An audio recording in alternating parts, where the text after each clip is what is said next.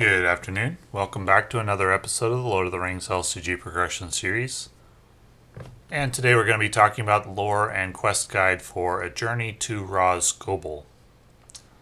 If you're not familiar with Rhosgobel, it is the home of Radagast the Brown, the wizard who is mentioned briefly in The Lord of the Rings, the book. And he's featured heavily in the Hobbit movies, though not in the book, and I will say the portrayal of him in the movies is not my favorite. But in the lore of Lord of the Rings, Rhosgobel is said to be located between the Carrock, which is here from the last quest, and the Old Forest Road here, which puts Rhosgobel, it's not listed on this map, but it is roughly here. So the journey to Rhosgobel, this quest, takes place from the Carrock, roughly, to Rhosgobel there.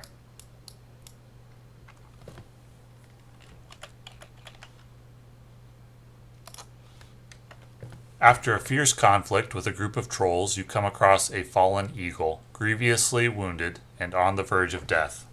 That would be this eagle, Williador.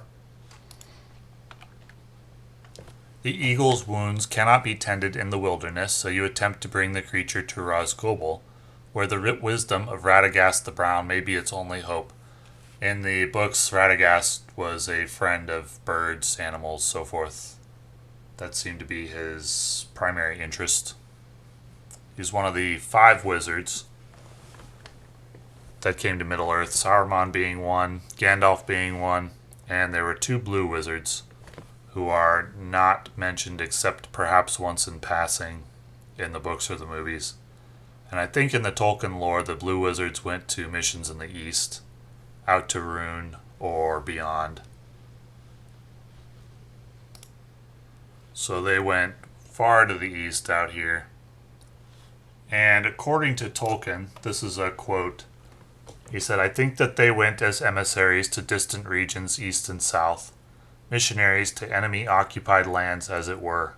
What success they had I do not know, but I fear that they failed, as Saruman did, though doubtless in different ways, and I suspect they were founders or beginners of secret cults and magic traditions that outlasted the fall of Sauron." So, that is the 5 wizards, the lore of the 5 wizards, of which Radagast was one, though he does not play a very large role in the books. His role was expanded greatly for the Hobbit movies, but as I mentioned, I'm not a big fan of that particular part of the Hobbit movies. But in any case, I'm not sorry to see him included in the game.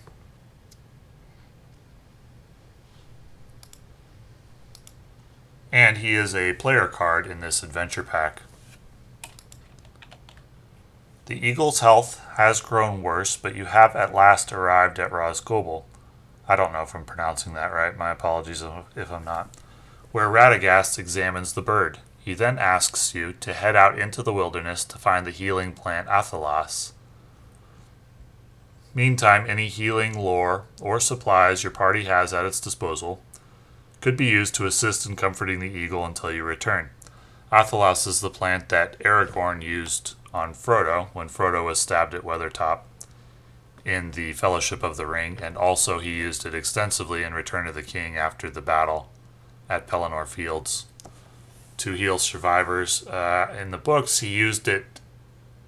I'm not certain if he rubbed it on wounds or not. He stuck it in the wound in the movies.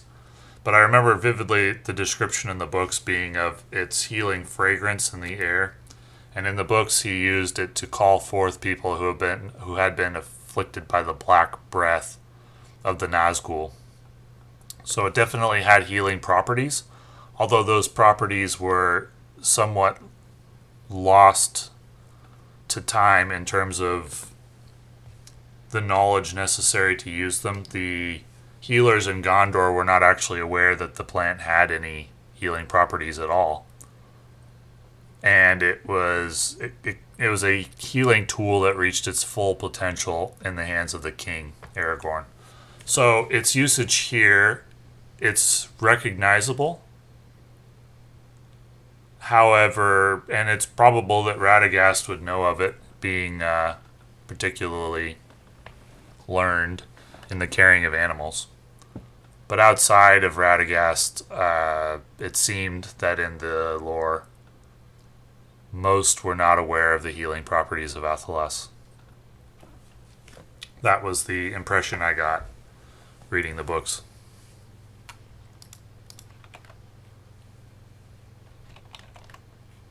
Feeling that time is running out on Williador's life, you gather the Athelas you have found and head back to Rhosgobel. You arrive at night, wondering if you have found enough of the herb. Okay, so this quest is poorly designed for solo play. If you're playing it in true solo, you've probably been a little frustrated by it at some point. And the reason is, for the setup, you start with 2 damages on Williador, and he takes 2 at the end of each round. To complete the quest, he has to be at 0.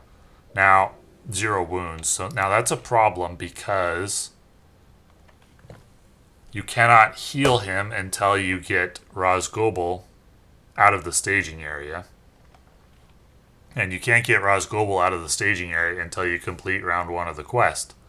Which means that during phase 1 of the quest, Williador is going to be taking damage. Once you get out of phase 1 and into phase 2, after a card effect heals Williador, you remove that card from the game, so that greatly reduces the effectiveness of cards that heal every round. For example, self-preservation or something like that. You can't just stick a couple of those on Williador, let them heal him up to full, and then celebrate your victory, because after a card effect heals him once, you have to remove it from the game. The best card available to players at this point from a progression standpoint is Lore of Imaldris, which heals 5 all at once. There are precious few other cards that heal at all, let alone for any significant amount. Radagast himself is one of them, but you typically can't count on more than 2 or 3 healing from him because this quest is a race. It's a race to complete it before Williador gains so many wounds that you're not going to be able to heal him because there simply aren't enough cards in the game to do so. Athelas is represented in the encounter deck. This objective, when it comes out of the encounter deck, it's guarded. Once you clear, if you remember, guarded means you reveal an encounter card and attach it to the objective. We first saw this in Escape from Dol Guldur. Once you've cleared the guard, then you can attach Athelas to that hero. And when you get to the final phase, you're going to heal 5 wounds from Williador for each Athelas objective the players control. So, you have 3 Athelases in the encounter deck, but you have no real mechanism for getting the Athelas out of the deck faster. Actually, I think there's 4 in there. Except for one location, which is the Forest Grove. After the players explore the Forest Grove, search the encounter deck and discard pile for 1 Athelas. So your strategy is simple. Mulligan for Lore of Imaldris. My advice is to play at least 2 lore champions, 2 lore heroes, so that you can generate the resources to pay for 2 Lore of Imaldrises should you draw them. If you don't, if you're just running 1 lore hero, you may struggle to generate 4 resources in order to pay for 2 Lore of Imaldrises by the time you complete the quest, which should be only 2 or 3 rounds. So let's say you had 1 Lore of Imaldris and 1 Athelas. That heals 10. Well, you only have 4 rounds until he's out of range. And that's if no encounter cards do any damage to him, which they might.